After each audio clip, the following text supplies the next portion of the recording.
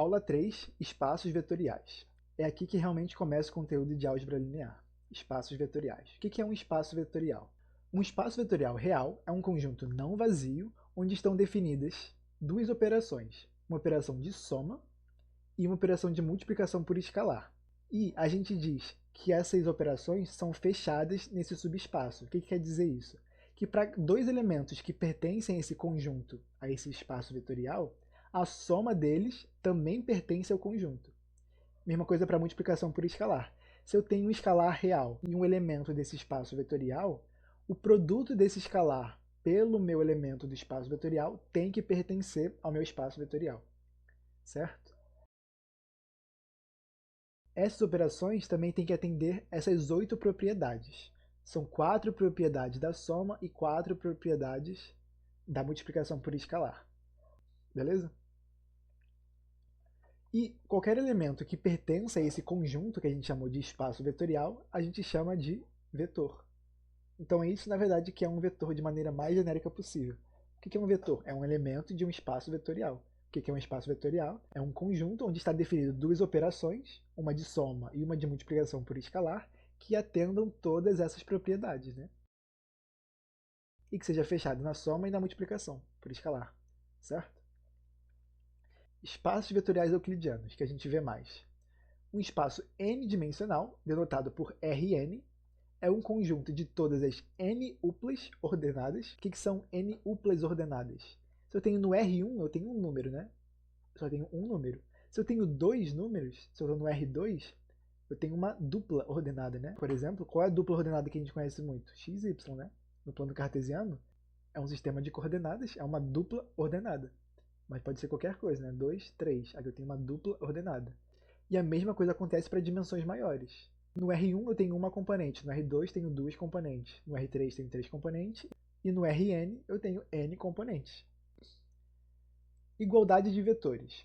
Dois vetores u e v de n componentes, ou seja, eles são do espaço euclidiano Rn, vão ser iguais se suas componentes são iguais. Então, a primeira componente do meu primeiro vetor tem que ser igual à primeira componente do meu segundo vetor, e assim por diante até a minha última componente tem que ser igual. Certo? É isso aqui que está escrito. Todas as minhas componentes têm que ser iguais. Vetor nulo ou vetor zero. Um vetor zero é um vetor em que todas as suas componentes são zero. Bem tranquilo também. Subespaço vetorial. O que vai ser um subespaço vetorial? Se eu tenho um espaço vetorial V e um subconjunto de V não vazio, que eu chamei de S, esse subconjunto S vai ser um subespaço vetorial se ele atender essas duas condições. A primeira é, para um par de elementos que pertence a S, um elemento U e um elemento V, se eu somo esses dois elementos, ele tem que pertencer a S também. Ou seja, ele é fechado. A gente acabou de falar sobre isso em espaços vetoriais. E mesma coisa, ele tem que ser fechado na multiplicação por escalar. Ou seja, para todo elemento U que pertence a esse subconjunto, subespaço, se eu multiplico ele por K, um escalar real, ele também tem que pertencer ao subespaço. Então, para eu provar, por exemplo, que S é um subespaço, eu tenho que provar que essas duas condições são satisfeitas. Combinação linear, seja o 1, o 2 até o n, vetores de um espaço vetorial V. Então, esse espaço vetorial V tem esses n vetores aqui. Um vetor W ele é dito combinação linear desses vetores o 1, o 2 até o n, se ele pode ser escrito dessa forma aqui. Ou seja, é um número, A1 vezes meu vetor o1 mais A2 vezes o 2, e isso eu vou somando até o meu AN vezes o n. Se o meu vetor W pode ser escrito dessa forma aqui, a gente diz que W é combinação linear desses vetores aqui. Ele pode ser expresso como soma de múltiplos desses vetores, certo? Subespaços gerados. Se eu tenho um conjunto de vetores, V1, V2 até Vn, onde V1, V2 até Vn pertencem a um espaço vetorial, o conjunto S de todos os vetores que são combinação linear dos vetores desse conjunto B é um subespaço vetorial chamado subespaço gerado por B. Então, o subespaço gerado por B é um conjunto, é um subespaço de todos os vetores que podem ser expressos como combinação linear de todos os vetores de B. E a gente denota como gerado desse conjunto, gerado de B. Meu conjunto é B. Agora a gente vai ver espaço linha, espaço coluna e espaço nulo de uma matriz. Se eu tenho uma matriz A genérica, que pode, por exemplo, representar os coeficientes de um sistema linear, que nem a gente viu, né? Os vetores A11, A12, A1n, A21, A22, A2n, AM1, AM2 até AMN, que são essas linhas aqui, né? Os elementos de uma linha, a gente chama isso de vetores linhas de A. Eles são os vetores compostos pelas entradas de uma linha de A. Da mesma forma, se eu pego as entradas em uma coluna, A11, A21, AM1, eu formo o que a gente chama de vetores colunas de A. São os vetores com as entradas de uma coluna de A. O subespaço vetorial do Rn, gerado pelos vetores linhas de A, é chamado de espaço linha de A. Lembrando, subespaço gerado é um subespaço com os vetores que podem ser escritos como combinação linear desses vetores. E ele vai ser um subespaço vetorial do Rn. Por quê? Porque os meus vetores linha têm n componentes, certo? N é o número de colunas da matriz. Cuidado com isso. Da mesma forma, o subespaço vetorial do Rm, m é o número de linhas da matriz, gerado pelos vetores colunas de A, é chamado de espaço coluna. E é do Rm, m é o número de linhas. E também a gente tem que o espaço solução de um sistema homogêneo AX igual a zero, né? Lembra que eu tinha dito que A podia ser uma matriz dos coeficientes? Então aqui, por exemplo, o espaço solução de um sistema homogêneo, onde A é a matriz dos coeficientes, e é um sistema homogêneo, ou seja, a matriz dos termos independentes é zero, essa solução é chamada de espaço nulo de A, e é do Rn. Por que é do Rn? Porque para cada coluna eu tenho uma incógnita, né? Então a minha solução vai ter n componentes. Algumas observações que eu vou fazer também é que as operações elementares sobre as linhas, né, no escalonamento, por exemplo, que a gente faz, isso não afeta o espaço nulo da matriz. Mas as operações elementares sobre linhas afetam o espaço coluna de uma matriz. Isso aqui é importante de perceber a diferença. Então, lembrando que a gente viu na aula 1, um sistema linear pode ser escrito na forma matricial, AX igual a B. AX é igual a B. Se a gente faz esse produto de A vezes X, a gente chega numa matriz coluna, né, com esses termos aqui. Eu tenho A11 vezes X1, A12 vezes X2 no meu primeiro elemento, para cada um, que são, na verdade, as equações do meu sistema, né? Essa aqui é a minha primeira equação, é isso aqui igual a isso, dá para a gente a primeira equação do meu sistema linear. A gente pode decompor esses elementos aqui em vários vetores que são multiplicados pela incógnita que ele depende, né? Então, esse primeiro termo aqui, ó, como se fosse um vetor, eu tenho x1 multiplicando A11, A21 até AM1. Mesma coisa para os outros vetores. O que é isso aqui? Isso aqui, eu tenho vários vetores multiplicando por números, né? x1, x2, xn são números, e dando um vetor. Ou seja, esse meu vetor aqui é combinação linear desses vetores aqui, certo? O que significa isso? Que para o meu sistema ser consistente, o vetor B, a matriz dos termos independentes,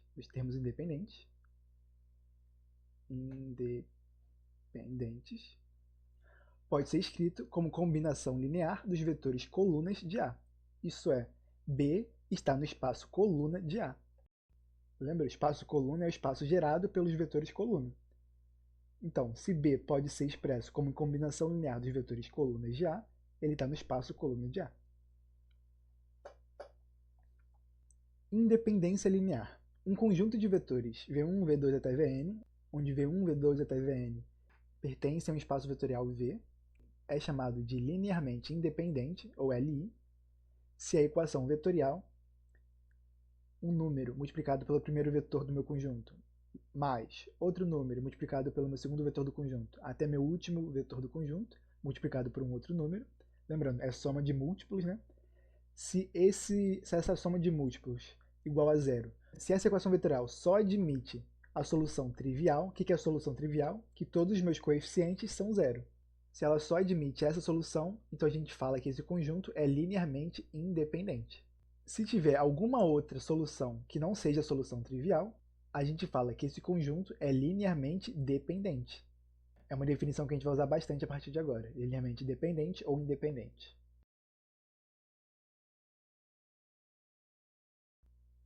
Vamos falar agora de bases de um subespaço vetorial. Um conjunto S, com esses vetores aqui, de um espaço vetorial V, é uma base desse subespaço se essas duas condições são satisfeitas. Quais condições? S tem que ser um conjunto linearmente independente, que nem a gente viu. O que significa isso? Que a soma de múltiplos desses vetores igual a zero só admite a solução que esses múltiplos, né, esses coeficientes que multiplicam cada vetor, tem que ser zero. Se admitir outra solução, eles não são linearmente independentes. Então essa é a primeira condição. E a segunda condição é que esse conjunto gera o meu subespaço V.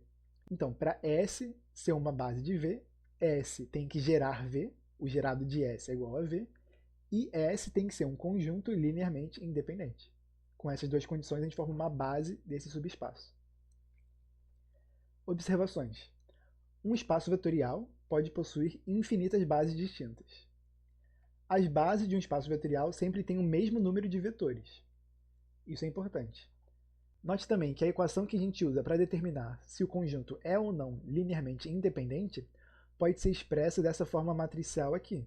Eu tenho uma matriz, né? Isso aqui é uma matriz, em que as colunas são os vetores colunas. Eu peguei os vetores desse conjunto e botei nas colunas. E estou resolvendo um sistema homogêneo em que as minhas incógnitas são C1, C2 até Cn, certo? Como é um sistema homogêneo, ele sempre admite solução trivial. Se ele só admitir a solução trivial, é porque esse conjunto realmente é linearmente independente. E quando que isso vai acontecer? Isso vai acontecer quando eu tiver um pivô para cada vetor nesse conjunto. Ou seja, no final do escalonamento, o número de linhas não nulas tem que ser igual a n, que é o número de vetores no meu conjunto. Ou seja, o posto da matriz A tem que ser igual a n. Consequentemente, né, se a matriz dos coeficientes, que tem os vetores nas colunas, tiver mais colunas do que linhas, ou seja, mais vetores no conjunto do que o número de componentes de um vetor desse conjunto, o sistema terá infinitas soluções, portanto será LD. Porque no final do escalonamento, eu só vou ter no máximo um pivô por linha, e se eu tenho mais vetores do que o número de linhas, eu não vou conseguir ter um pivô para cada vetor no meu conjunto, certo? Então com certeza vai ser LD. Outras observações. Um conjunto que só tem um vetor vai ser LI, linearmente independente, se o meu vetor não for zero. Outra coisa, um conjunto com vetor zero, com vetor nulo, né, é sempre LD. Se o vetor nulo está ali dentro, ele é LD. Um conjunto com dois vetores, ele vai ser LD se um desses vetores é múltiplo escalar do outro, certo? Então se eu tenho um conjunto com V1 e V2, ele vai ser LD se a gente consegue escrever que V1 é K vezes V2. A gente pode verificar dependência linear assim, que vem da própria definição de combinação linear. Só que como eu só tenho dois vetores, a combinação linear vai ser apenas um múltiplo do outro, né? Se ele não, e se nesse conjunto ele não pode ser expresso assim, se eu não consigo fazer isso, é porque ele é LI. Um conjunto em que pelo menos um vetor possa ser escrito como combinação linear dos demais é LD. É justamente isso que é a definição de linearmente independente. Na forma escalonada reduzida da matriz dos coeficientes, né, que tem os vetores nas colunas, as colunas sem pivô indicam as equações de dependência dos vetores colunas originais em relação às que são linearmente independentes entre si, colunas que ficaram com pivôs após o escalonamento. Como assim? Se a gente está escalonando, a gente quer verificar a dependência linear de V1, V2, V3, né? Então a gente resolve esse sistema aqui. Se a gente fez o escalonamento, no final a gente encontrou que aqui eu consegui um pivô, aqui eu consegui um pivô, mas nessa linha aqui eu não consegui um pivô. Nessa coluna aqui eu não consegui um pivô. Essa coluna que eu não consegui um pivô, ela diz pra gente a equação de dependência desse vetor aqui, né? É a coluna que eu não consegui um pivô, em relação aos outros vetores. Como assim? Quando a gente chega nessa forma aqui, a gente consegue escrever a relação de V3 em relação aos outros vetores, que é a fórmula de combinação linear, né? São soma de múltiplos. Quem que vai ser o V3? Quais são os múltiplos de V1 e V2? Vai ser esses números que estão aqui, ó. Vai ser uma vez V1 e duas vezes V2, para esse escalonamento que aconteceu aqui, certo? As colunas sem pivô indicam quais vetores podem ser expressos como em combinação linear dos demais, ou seja, se na forma escalonada reduzida da matriz possuir colunas sem pivôs, os vetores são LD, certo? Por exemplo, nesse caso aqui, esse vetor aqui torna esse conjunto V1, V2, V3 LD, porque o vetor V3 pode ser escrito como 1 vezes V1 mais 2 vezes V2. Essa linha zerada aqui, né? E essa coluna não tem pivô. Dimensão de um espaço vetorial. Se um espaço vetorial V tem uma base com n vetores, lembrando que todas as bases de um espaço vetorial sempre vai ter o mesmo número de vetor. Então V tem dimensão n e escreve-se que a dimensão desse espaço vetorial é n, que é o número de vetores em uma base desse subespaço. O espaço vetorial que só tem um vetor nulo tem dimensão zero por definição. Então, se a gente tem um espaço vetorial que só tem um vetor nulo, a dimensão dele é zero. Se S é um subespaço do espaço vetorial V, então a dimensão de S, que é subespaço de V, vai ser menor ou igual à dimensão de V. Sabendo disso, qualquer conjunto de n mais 1 ou mais vetores é linearmente dependente. Ou seja, se a minha dimensão é n, se eu tiver um conjunto com mais de n vetores, um deles vai poder ser escrito como combinação linear dos outros. Pelo menos um deles, né? Então esse conjunto é linearmente dependente. Qualquer conjunto linearmente independente é uma base do espaço por ele gerado. E um conjunto linearmente independente com n elementos é uma base de V. Esses dois aqui são bem parecidos, né? Então, justamente, sabendo que a dimensão de um espaço vetorial V é n, ou seja, a dimensão de V é n, um conjunto de n vetores Li de V formam uma base de V, ou um conjunto de n vetores que geram V formam uma base de V. São definições equivalentes. Bases canônicas do Rn.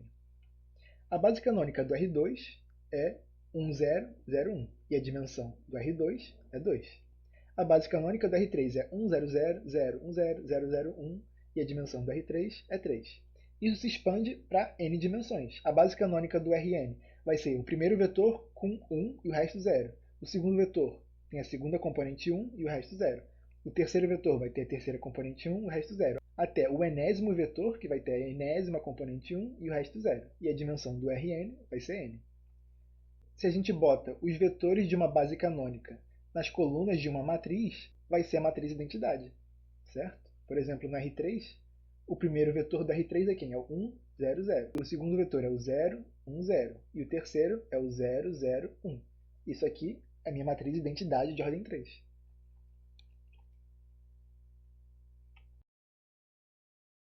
Representação de vetores em uma base.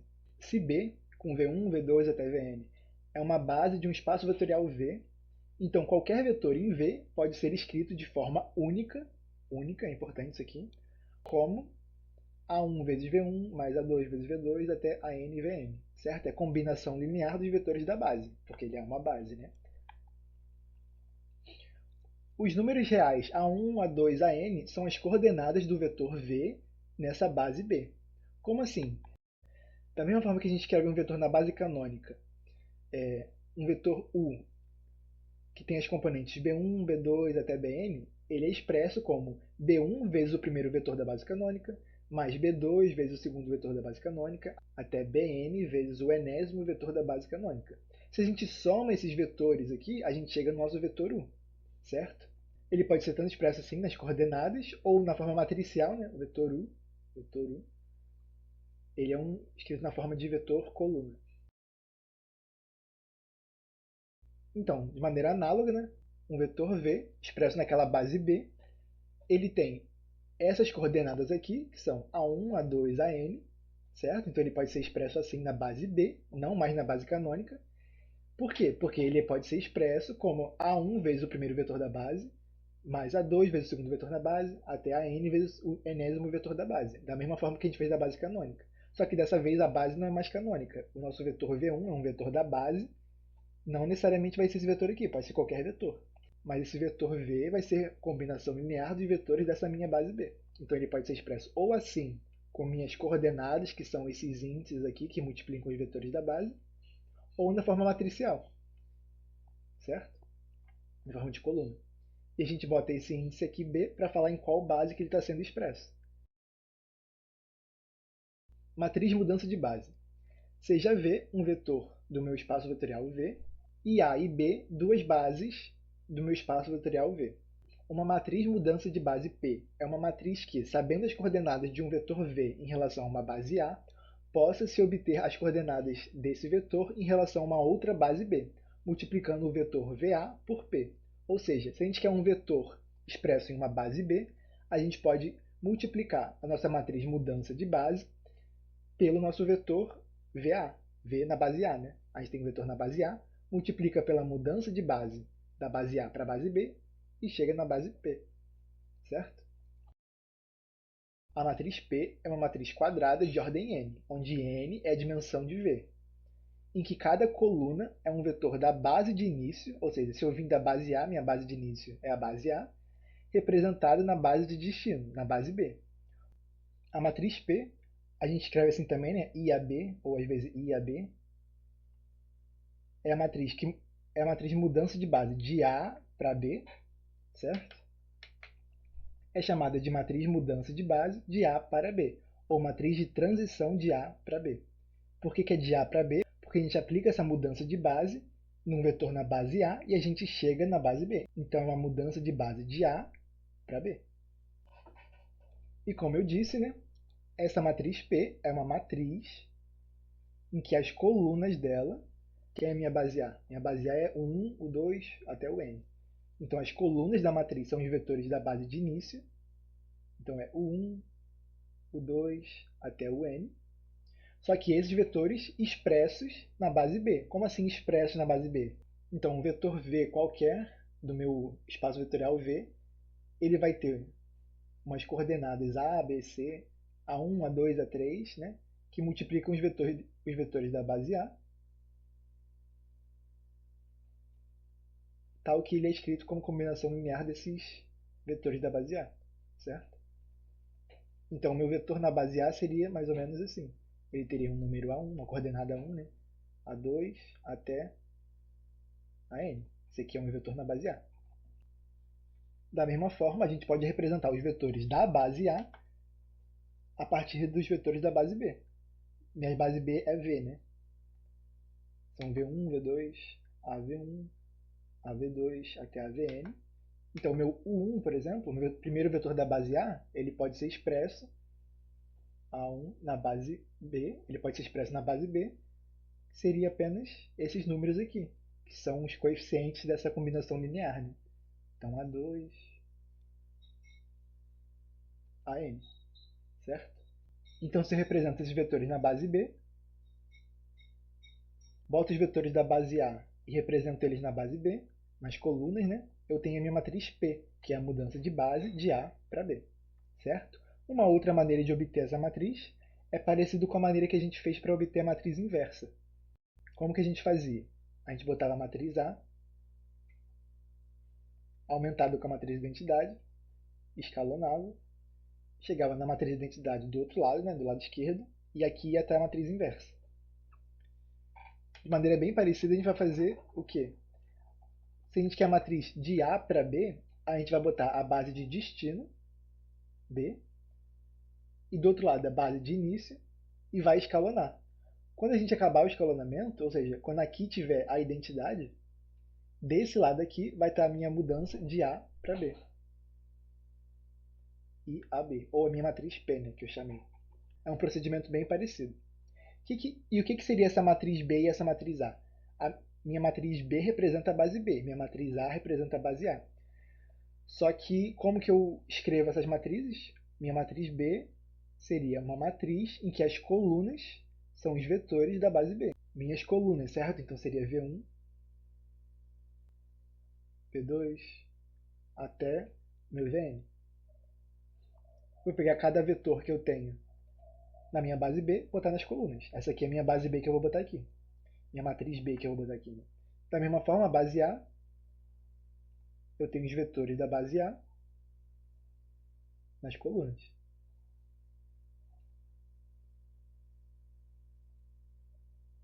Então, eu vou pegar essa matriz B, botar aqui, aumentada com essa matriz A, vou botar aqui, vou escalonar. Quando acabar o escalonamento, eu tiver a identidade do lado esquerdo, eu vou ter do outro lado, né, do lado direito, a matriz mudança de base de A para B. Certo? E que nem eu disse, esse processo é bem semelhante com o processo de obter a matriz inversa. E de fato, se a base de início era a base canônica, a gente viu que a base canônica na forma matricial é a matriz identidade, então isso aqui seria equivalente a essa matriz aqui. Se a gente escalou nessa matriz aqui, a gente viu que no final a gente chega na matriz inversa de B. Ou seja, a matriz mudança de base da canônica para B é a matriz inversa de B. Isso aqui a gente pode usar bastante na hora de resolver exercício. Então, isso é, a matriz inversa de B é a matriz mudança de base de C para B, ou seja, matriz mudança de base da canônica para B. E como que eu posso usar isso então? Se eu quero um vetor expresso em uma base B, eu posso pegar minha base B, inverter ela e multiplicar pelo meu vetor na base canônica. Eu obtenho o meu vetor na base B. E, utilizando essas expressões, né, se eu multiplico os dois lados por B, à esquerda, desse lado eu tenho B, VB, e aqui vai aparecer a identidade, né? Eu tenho B vezes a inversa dela. Ou seja, eu tenho que o meu vetor na base canônica é a base B, é a matriz da base B, vezes o vetor na base B. Ou seja, a minha base B, essa matriz B, é minha matriz mudança de base de B para C, certo? Então perceba, a matriz inversa da matriz que leva de C para B, leva de B para C, certo? Se a gente viu que B, a gente tinha visto que B é menos 1, é a matriz de mudança de base de C para B. E B é a matriz de mudança de base de B para C. E isso se estende para qualquer duas bases, porque VB pode ser expresso como VA, depois que eu apliquei uma mudança de base de A para B, e VA pode ser expresso como VB, depois que eu apliquei a mudança de B para A. Então, substituindo esse valor de VA nessa equação aqui, o que eu tenho? Eu tenho que VB é VB depois que eu fiz uma mudança de base de B para A e depois de A para B. Ou seja, VB é igual a VB vezes esse termo aqui. Mas esse termo aqui vai ter que ser quem? Vai ter que ser a identidade, né? Porque se eu estou multiplicando essa matriz por VB e está dando VB, ela é matriz identidade. Mas se ela é matriz identidade, quer dizer que essa matriz aqui é a inversa dessa matriz aqui. Ou seja, uma inversa uma da outra, né? Então, a matriz de mudança de base que leva de B para A é a inversa da matriz que leva de A para B, certo? Outra coisa também, a gente viu que a matriz inversa de B é a mudança de base de C para B e que a inversa de A é a mudança de base de C para A, C sendo a base canônica, né? A gente pode reescrever essa equação de VB sendo um vetor na base A depois que eu apliquei a mudança de A para B, como VA é igual a um vetor na base canônica depois que eu apliquei a mudança de base da canônica para A. Eu substituí isso aqui. Só que essa mudança de base eu sei quem é. E da canônica para A é a inversa, certo? Da mesma forma, o VB ele pode ser escrito como uma mudança de base da canônica para B vezes um vetor na canônica. Substituindo aqui também, a gente viu que B é menos 1 é essa mudança de base da canônica para B. Ou seja, eu tenho que B é menos 1 vezes V é igual a essa mudança de base de A para B vezes a inversa de A vezes V. Ou seja, essa parte aqui é igual a essa parte aqui. Certo? É isso que está escrito aqui. Multiplicando os dois lados pela matriz A, eu vou ter B menos 1A, esse lado multiplicando por A, né, vai aparecer a identidade, então fica só essa parte aqui. Então eu tenho que minha matriz mudança de base de A para B é B a menos 1 vezes A. Certo? Que é o que a gente está fazendo, na verdade, naquele método, né, de botar BA escalonando, chegando em identidade e mudança de base de A para B, é o que a gente está fazendo. A gente está multiplicando A pela matriz inversa de B. É a mesma coisa que a gente está fazendo. Então tem essas várias maneiras de calcular a matriz de mudança de base. Então, para finalizar, que nem eu tinha dito, uma base representa um sistema de coordenadas para um espaço vetorial. Uma mudança de base implica em trocar o sistema de coordenadas desse espaço, certo? Que a gente vai estar falando qual é a coordenada de um vetor nesse espaço em relação aos vetores dessa base. Quantas vezes o primeiro vetor da minha base mais quantas vezes o segundo vetor da minha base, certo? As coordenadas de um vetor são expressas assim.